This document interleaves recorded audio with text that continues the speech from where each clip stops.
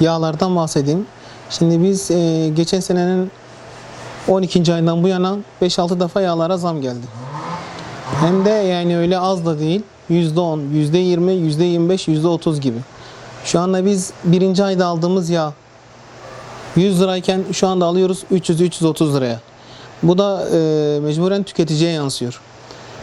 Millet arabası varken bakım yaptırıyordu. Çok güzel yaptırıyordu. Yani her spin değiştiriyordu. Şimdi diyor atıyorum yağ fitesi kalsın işte yağ değişelim. Mazot fitesi kalsın hava fitesini değişelim. Böyle kısıtlamaya gidiyor. Bunun nedenini sorduğumuzda firmalara bize dediklerinde baz yağına çok felaket yani çok büyük bir zam geldiğini söylüyorlar. Bunu da işte yukarıdaki büyükler yapıyor. Nasıl oluyor bilmiyorum ama bu her zaman tüketiciye yansıyor. Biz aradaki aracıyız. Biz alıyoruz, satıyoruz. Yani ticaret yapıyoruz ama yansıyan tüketiciye yansıyor. Arabası olanlara yansıyor. Yani özellikle kamyoncu abilerimiz, nakliye yapan abilerimiz bunlar kazancından gidiyor. Yağların, yedek parçaların bu kadar zamlanması.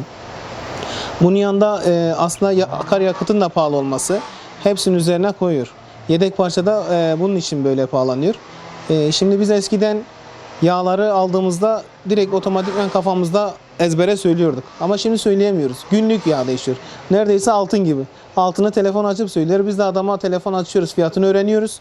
O şekilde müşteriye fiyat verebiliyoruz. Bundan dolayı aslında hepimiz sıkıntılıyız. Tüketici de sıkıntı. Araba sahipleri de sıkıntı. Yani herkes sıkıntı. Bundan da işlerimiz aslında bundan dolayı da düşüyor. Adam bir yağ bakımına geliyor. Normalde 250 çıkacakken şimdi 550 çıkıyor. Adam arabaya binmiyor. Bir sefer de ne yapacak? İş olmayacak. Millet işçisini çıkartacak. Yani bu şekilde giderlerden kısacak. Bazıları dükkan kapatıyor. Şimdi son bir yıl içerisinde bize gelen parçalarda aralıklı zamanlar içerisinde 2 ayda 3 ayda bir %30, %40 bandında fiyat artışları oldu. Bu sürekli hale geldi. Yani 3 ayda bir %30'luk 40'lık bir zam geldi. Örneğin mesela motor yağında özellikle 2 ayda bir zamlar geldi. Daha doğrusu dışarıdan gelen bütün ürünlerin hepsi için geçerli bu. Artık zamma biz yetişemiyoruz. Müşteriye bunu anlatamıyoruz. İnsanlar bu konuda çok mağdur. Biz de hakeza. Geçen yıl 100 liraya aldığımız malı şu an 250 lira bandında alıyoruz. Bazı ürünlerde. Hepsi için geçerli değil ama genel anlamda %40'lık bir zam var. Ve bu zam sürekli. Şimdi müşteri normalde her yıl 10.000 kilometrede bir aracının yağ bakımı, balata bakımını yapardı. Geçen yıl 200 liraya, 250 liraya aldığı ürünleri bu yıl 400 liraya, 450 liraya alıyor. Bazı müşteriler, gücü yetenler alabiliyor. Ya da sürekli bu araçları çalıştıranlar, bu işten para kazananlar yaptırmak zorunda kalıyor. Ama normal vatandaş kalsın diyor, zamana yayıyor, yaptıramadan geri gidiyorlar. Peki bu durum tehlikeye arz etmiyor mu? Bu durum kesinlikle hem bizim için de biz perakendeci olarak biz toptan alırız ürünü, perakende şeklinde satarız. Bu bizim için de kötü bir durum. Baktığımız zaman bizim ciromuz fiyat olarak artmış olsa bile sattığımız ürün sayısında azalma mevcut. Geçen yıl haftalık sattığımız ürün 1000 adet, 1500 adetken bu yıl haftalık sattığımız ürün 600 adet, 700 adet aynı paraya denk geliyor. Ama kazancı bizim açımızdan düşüyor. Ama müşteriye bu, müşterinin cebinden çıkıyor. 40 liraya aldığı malzemeyi bugün 100 liraya alıyor. O yüzden hem biz hem vatandaş bu durumdan mağdur. Yedek parça niye arttı? O zaten dövizle alakalı. Gelen parçacılara bir soruyoruz. Yedek parça niye arttı? İşte müşterilerden sıkıntı yaşıyoruz yedek parçadan dolayı. Parçacılar diyor işte dolar yükseldi, euro yükseldi, altın yükseldi. Bundan dolayı fiyatlar yükseldi diyor. Onun haricinde sıkıntı yaşıyor muyuz? Tabii yaşıyoruz. Yani müşterilerimiz daha önceden çok rahat bir şekilde gelip periyodik bakımlarını yaparken şu anda adamlar yani zor durumda kalmayıncaya kadar periyodik bakımlarını yapmıyorlar.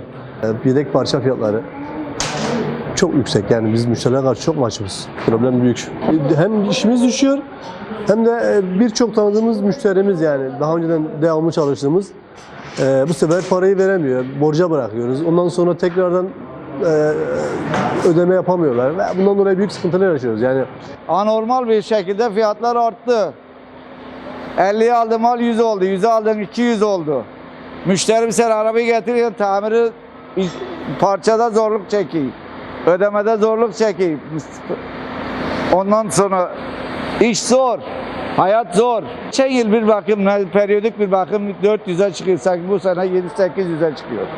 Serviste 800 liraya değiştiriyorlardı yağ ve filtreler dahil. Şimdi 2500 lira istiyorlar. Ben de garantisi dolduğu için buradaki esnaf arkadaşımıza 2 seferdir değiştiriyorum. Memnunum da ama fiyatlar çok yüksek. Uçtu gitti. Yalnız araç değil, her yönde uçtu gitti. Parça konusunda da her şey aynı yani. 2 katına, 3 katına çıkmış durumda. Sıkıntı büyük. Gelir yok, bir şey yok. Vatandaşta fakir fukara perişan. Yani bunu artık hükümetten mi kaynaklanıyor veyahut stokçulardan mı kaynaklanıyor onu da bilemiyoruz tabii ki. Yoksa insanlar gerçekten de zor durumda. 4 litre bir yağı 400 liraya alıyoruz, motor yağını.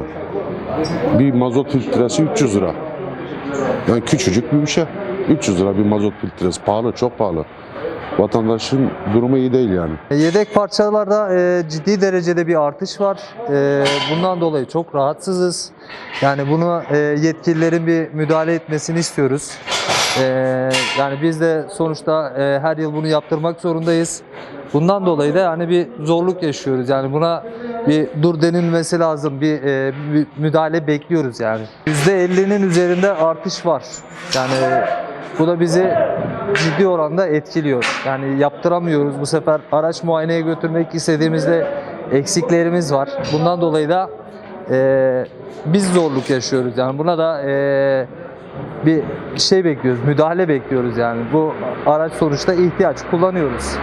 Bunu da yetkililerden bir şey bekliyoruz yani, bir çözüm bekliyoruz. Bize bir çözüm üretsinler.